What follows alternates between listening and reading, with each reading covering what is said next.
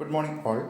ഞാനിപ്പോൾ കാണിക്കാൻ പോകുന്നത് നമ്മളിപ്പോൾ ഒരു പൊസിഷൻ, ഇപ്പോൾ എന്തും ആയിക്കൊള്ളട്ടെ, ഓപ്ഷൻസ് ഫ്യൂച്ചേഴ്സ് എന്തും ആയിക്കൊള്ളട്ടെ, അതിപ്പോൾ നടക്കുന്ന റേറ്റിനേക്കാൾ കൂടിയ ഒരു റേറ്റിന് നമുക്ക് ബൈ എടുക്കാം. അതെങ്ങനെയാണെന്നാണ് കാണിക്കാൻ പോകുന്നത്. ഇപ്പോൾ ഞാൻ നിഫ്റ്റിയുടെ ഒരു കോൾ ഓപ്ഷൻ ബൈ എടുക്കുകയാണ്. ഓപ്ഷൻസാണ് ചെയ്യുന്നത്.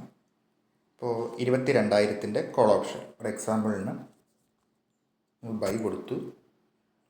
നിങ്ങൾക്കറിയാം ഇപ്പോൾ നടക്കുന്നത് 330 ഇപ്പോൾ റേറ്റ് നടക്കുന്നത്. മാർക്കറ്റ് റേറ്റിലാണ് ബൈ എടുക്കേണ്ടതെങ്കിൽ ഇവിടെ മാർക്കറ്റ് ടിക്ക് ചെയ്ത് കഴിഞ്ഞാൽ ഇപ്പോൾ നടക്കുന്ന റേറ്റിന് ബൈ ആവും.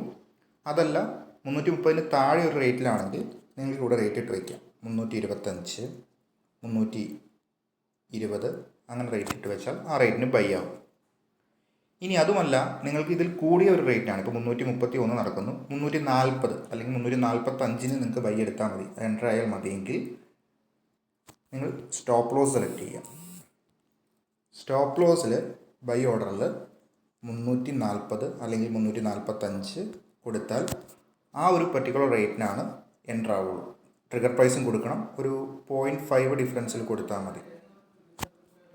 നമ്മൾ ട്രിഗർ പ്രൈസ് കൊടുക്കുന്നത് വേറെ ഒന്നുമല്ല, നമ്മുടെ നല്ല ഫ്ലക്ച്വേഷൻ വരുമ്പോൾ നമ്മൾ കൊടുത്ത പ്രൈസ് മിസ്സായാലും ഈ പ്രൈസിൽ ഓർഡർ എക്സിക്യൂട്ട് ആവണം. ഓക്കെ, അതുകൊണ്ടാണ്.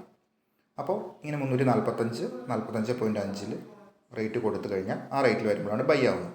ഇനി അതേ ഓർഡറിന് നിങ്ങൾക്ക് സ്റ്റോപ്പ് ലോസും വയ്ക്കാം, ടാർഗറ്റും വയ്ക്കാം. അതായത് ഈ നമ്മൾ എടുത്തിരിക്കുന്ന പൊസിഷൻ ഈ 345 വരുമ്പോൾ ബൈ ആവും.